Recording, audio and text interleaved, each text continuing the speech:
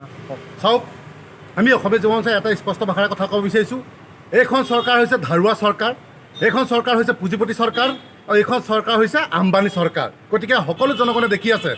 এটাই কথা ক'ব বিচাৰিছোঁ, আজি অসমীয়াই নিজক নিচিনিলে অসম ৰখাতলৈ যাব। আমি অসমীয়া নহওঁ দুখীয়া বুলি সান্তনা লভিলে নহ'ব, নহ'ব। সান্তনা লভি থাকিলে আমি অসম ছাৰখাৰ হৈ যাব। গতিকে আমি এটাই কথা ক'ব বিচাৰিছোঁ অসমবাসী ৰাইজক, যে সময় থাকোঁতেই আপোনালোকে সলনি হ'বলৈ শিকক।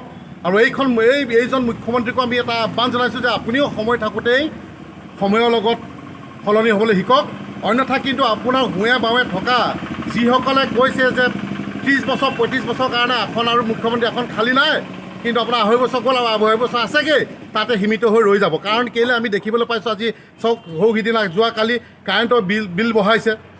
যি সময়ত দিল্লী পঞ্জাৱ ৰাজস্থানৰ নিচিনা জেগাত 100 ইউনিটলৈকে বিজুলী ফ্ৰী, পানী ফ্ৰী, মেডিকেল ফ্ৰী, সেই সময়ত অসমত লাজ পাইছোঁ মুখ্যমন্ত্ৰী ডাঙৰীয়া, লাজ পাইছোঁ। নকৰিব মুখ্যমন্ত্ৰী ডাঙৰীয়া, এনেকুৱা নকৰিব। কাৰণ অসমৰ জনগণে আপোনাক বহুত বিশ্বাসত লৈছিলে, বহুত মৰম কৰিছিলে। সেই মৰম চেনেহতে আপোনাক ভোট দি জিকাইছিলে যে অসমখন আপুনি যি সোণৰ অসম গঢ়াৰ আপোনাৰ যি লক্ষ্য দেখিছিলে বা আমি দেখিছিলোঁ, কৰিছিলোঁ, সেয়েহে আপোনাক ভোট দি জিকাইছিলোঁ। গতিকে আপুনি যি পদ্ধতিত অসমখন লৈ যাবলৈ লৈছে, চব ছাৰখাৰ হৈ যাব, চব শেষ হৈ যাব। গতিকে আপোনাক এটাই আমি আহ্বান জনাইছোঁ, অসমবাসী হৈ বা আমি অসমীয়া যুৱমঞ্চই আপোনাক এটাই আহ্বান জনাইছোঁ যে অতি শীঘ্ৰে মূল্য বৃদ্ধি ৰোধ কৰক। অন্যথা কিন্তু অসমবাসী ৰাইজৰ আপুনি সান্তনা নাপাব কিন্তু দেই। প্ৰতিবাদী কাৰ্যসূচীৰে আপুনি দেখিছে যে অসমখনত আপুনি এইটো ক'ব বিচাৰে যে প্ৰতিবাদ নহওক, প্ৰতিবাদ নালাগে, শান্তিত চব হওক।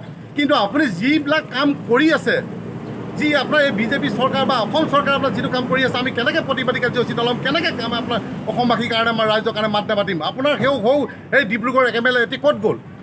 যেতিয়া আপোনাৰ সেই 350 টকা কংগ্ৰেছৰ দিনত যেতিয়া চিলিণ্ডাৰ দাম আছিলে, তেখেতে তেতিয়া গৰু গাড়ী লৈ ঘূৰি ফুৰিছিলে যে মূল্য বৃদ্ধি হৈছে। আজি 1200 টকা চিলিণ্ডাৰ দাম, যি আপুনি অৰুণোদয় আঁচনি আপুনি সেই নামত 1200 টকা দিছে। তো আজি আপোনাৰ MLA বিধায়ক ক'ত গ'ল? চব পলাই পতন দিলে। গতিকে সময় থাকোঁতে আপুনি শুধৰণি হওক আৰু মূল্য বৃদ্ধি ৰোধ কৰিবৰ বাবে আমি অসমীয়া যুৱমঞ্চে আপোনাক আহ্বান জনাইছোঁ।